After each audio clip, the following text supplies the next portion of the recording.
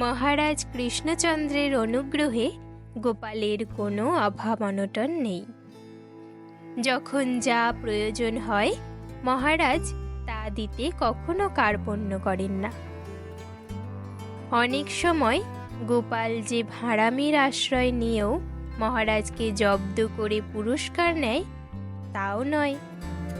তবে যাই হোক, মহারাজ গোপালের সব কিছু হাসি মুখেই মেনে নেন, কারণ সে জানেন গোপালের ক্ষুরধার বুদ্ধির তুলনা নেই। মহারাজের অনুগ্রহে চাষের জমি, বাগান, পুকুর সবই করে দেওয়ায় গোপালকে অন্য কোনো কাজ করতে হয় না। তার একমাত্র কাজ মহারাজের সঙ্গ দান করা এবং হাস্য কৌতুকে তাকে খুশি রাখা। তবে সব কিছু থাকলেও সেই পুরনো খড়ের চালের ঘরই এখনো রয়েছে। গোপালের বউয়ের অনেক দিনের ইচ্ছা পাকা বাড়িতে বাস করার, কিন্তু গোপাল কোনো দিনই তার স্বাদ পূরণ করার চেষ্টা করেনি। অনেক সময় বলেছে, গিন্নি এত ব্যস্ত হচ্ছ কেন, সময় হলেই হবে। একদিন কিন্তু গোপালের মনের পরিবর্তন হলো। ভাবল, তার বউ তো ঠিক কথাই বলেছে, আমার তো মহারাজের দাক্ষিণ্যে কোনো কিছুরই অভাব নেই, তবে পাকা বাড়িটাই বা বাদ যায় কেন? মানুষের কথা তো কিছু বলা যায় না। যদি আমার হঠাৎ কিছু একটা হয় তবে তো আমার বউয়ের ইচ্ছা কোনো দিনই পূরণ হবে না। গোপালের বুদ্ধির অভাব নেই। ওই সময় ছিল কার্তিক পূজা।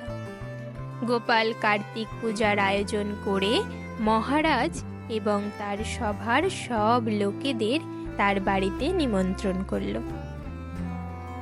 গোপাল ওই দিন তার খড়ের চালের ওপর বিছানা পেতে সেখানে অপেক্ষা করতে লাগল। যথা সময়ে মহারাজ তার সভাসদদের নিয়ে কার্তিক পূজার নিমন্ত্রণ রক্ষা করতে গোপালের বাড়ি এসে উপস্থিত হলেন। বাড়ির বাইরে সদর দরজায় সাদর অভ্যর্থনার জন্য গোপালের ছেলে উপস্থিত ছিল। মহারাজ হাঁক ছাড়লেন, কই গোপাল, আমরা সবাই এসে পড়েছি, তুমি কোথায়? গোপালের ছেলে হাত জোর করে অতিথিদের বিনয়ের সঙ্গে বলল, আসুন আসুন, বাবা উপরেই আছেন, আপনারাও সকলে সেখানেই চলুন। মহারাজ কিছুটা আশ্চর্য হয়ে বললেন, উপরে? তোমাদের উপর আবার কোথায়? খড়ের চালের বাড়িতে কি দোতলা হয় নাকি? গোপালের ছেলে বলল, ভিতরে চলুন, তাহলেই বুঝতে পারবেন আমার কথা অসত্য নয়। মহারাজ তার দলবল নিয়ে বাড়ির ভিতর ঢুকতেই গোপাল চালের উপর থেকে বলল, আসুন আসুন মহারাজ, এই পর্ণকুটিরে আপনার পায়ের ধুলো পড়ায় আমি ধন্য হলাম। মহারাজ কিঞ্চিত বিরক্ত হয়ে বললে, গোপাল, এ ধরনের কেমন চাতুরি, আমার পক্ষে উপরে ওঠা কি সম্ভব? গোপাল বলল, কোনো চিন্তা করবেন না মহারাজ, সব ব্যবস্থা আমি করে রেখেছি। ওই যে মইটা দেখছেন, ওঠা বেয়েই উপরে উঠে আসুন। আপনার মতো সম্মানীয় ব্যক্তিকে নিচে কি আর বসতে দিতে পারি? তাই চালের উপরেই ব্যবস্থা করেছি। রাজা গোপালের চাতুরি বুঝতে পারলেন। তিনি বললেন, বুঝেছি, তুমি এবার নেমে এসো।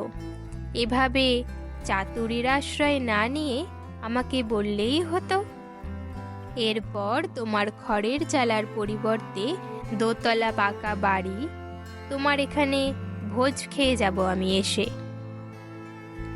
গোপাল বিনীতভাবে বলল, মহারাজ, আমার অপরাধ নেবেন না, যা কিছু দেখছেন সে তো আপনারই কৃপায়। আমার গিন্নির জ্বালায় অতিষ্ঠ হয়েই আমাকে এই ছলনার আশ্রয় নিতে হয়েছিল।